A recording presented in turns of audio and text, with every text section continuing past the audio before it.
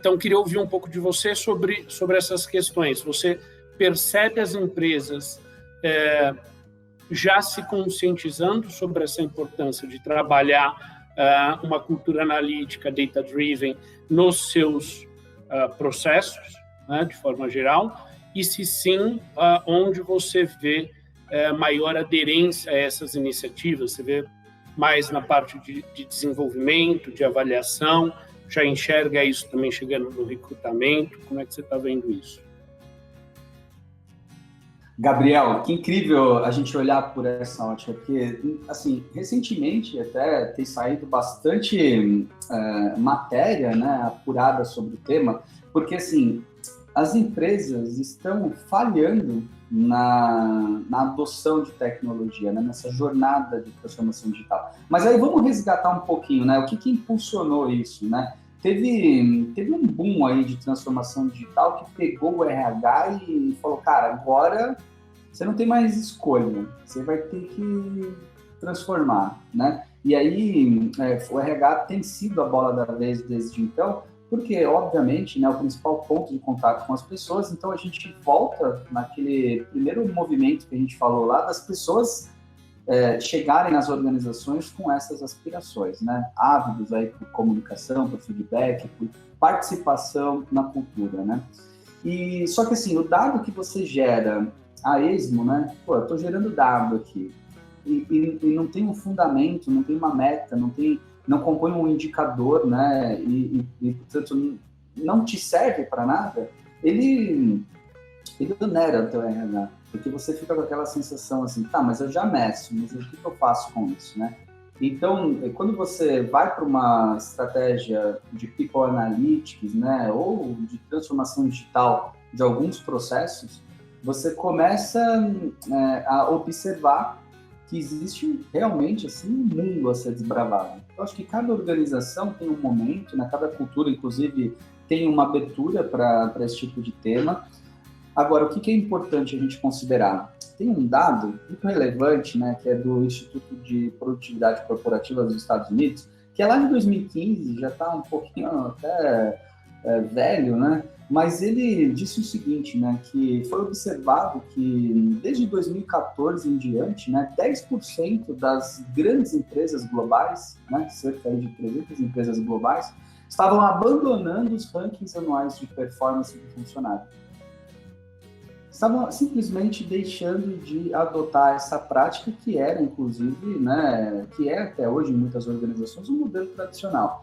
E aí teve uma edição da HBR, que foi inclusive em abril de 2014, ela trouxe à tona a seguinte pergunta, né? Faz sentido o que nós estamos fazendo?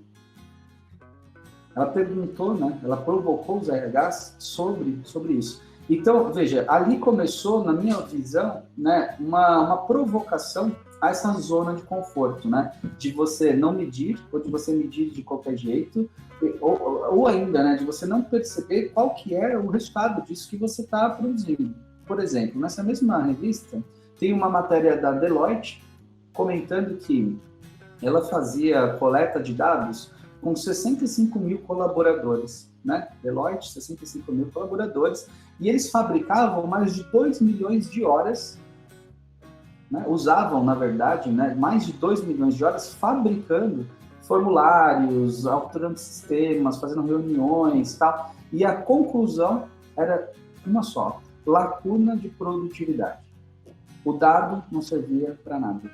Agora, só uma brincadeira, imagina quanto custa a hora do colaborador Deloitte. Agora, multiplica isso por 2 milhões e você vai entender que, além da lacuna de produtividade, olha o prejuízo financeiro, né? Que a falta de orientação estratégica, que a falta da composição do indicador, que, na verdade, o suporte à transformação digital pode ocasionar se você coletar dados de qualquer maneira. Então, no caso da Deloitte, né, esse case demonstra ali, no caso deles, a decisão para um novo modelo. Eles institucionalizaram check-ins periódicos, né, conversas com foco em desenvolvimento ao longo do ano, e não mais somente numa reunião específica, numa janela do ano, né? Então, pesquisas pulso e trimestral, porque daí tem um outro detalhe, né? O pulso é algo que você mede a todo momento.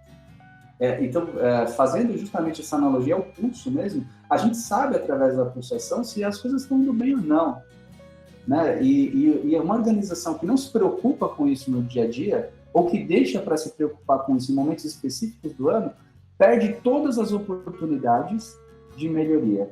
Então, quando a gente pega esse recorte do processo de atração, né, de recrutamento, de atração, de seleção, né, e até de integração, que é uma sequência lógica desse processo, a gente olha o seguinte: quando que eu vou olhar para isso? Quando esse cara chegar na organização e for impactado por uma cultura que talvez não seja tão inclusiva, ou quando eu descobrir que eu perdi todo um dinheiro, né, de recrutamento, quando esse cara não consegue performar dentro da cultura ou desiste, né, do desafio. Então, a gente precisa ter a consciência de que você precisa, sim, olhar o modelo de atração, de recrutamento e de seleção com a particularidade do processo. E as pesquisas que são feitas nessa etapa, elas dão margem a um modelo, a uma cultura que vai se desenvolver no feedback 1 para 1, quando esse cara entrar na organização, vai se desenvolver no processo de avaliação, porque como a gente está vendo do caso da Deloitte aqui, foi feita uma substituição de modelo para check-ins periódicos, né, onde as conversas de desenvolvimento eram feitas ao longo do ano, justamente para que ao chegar no momento ali de realmente fazer a apuração da OKR, de preencher um formulário de avaliação, o gestor tivesse um histórico, uma consolidação de dados construída através de um dossiê estruturado que em primeiro nível, mostra para o colaborador o seguinte: cara, eu sei o que eu estou fazendo. Porque uma das maiores frustrações das pessoas é justamente o gestor não se lembrar, ou só se lembrar de fatos recentes dessa relação. E isso fica evidente nessa mesma matéria da HBR, quando a GE, precursora aí do modelo Ninebox, modelo tradicional, foi também pauta da revista, né, trouxe ali a seguinte informação, né? Nossa pesquisa de clima apontava burocracia, demora e injustiça. Olha só, se a gente for estudar, né, por que injustiça, por exemplo, a gente está falando disso. A gente está falando de um colaborador decepcionado com o modelo, porque ele só foi ouvido, talvez, em uma janela específica. Imagina agora esse mesmo colaborador tendo tido a experiência de um processo de recrutamento estruturado, ter sido recebido, acolhido por uma cultura inclusiva, ter tido voz, ter tido feedbacks constantes, ter tido oportunidade do feedback institucional através da pesquisa Pulse, e tendo chegado no modelo de avaliação, será que ele se sentiria injustiçado? As pessoas se sentem injustiçadas quando não são ouvidas ou quando são ouvidas de forma insuficiente para aquilo que elas acreditam ser o resultado que elas tenham produzido.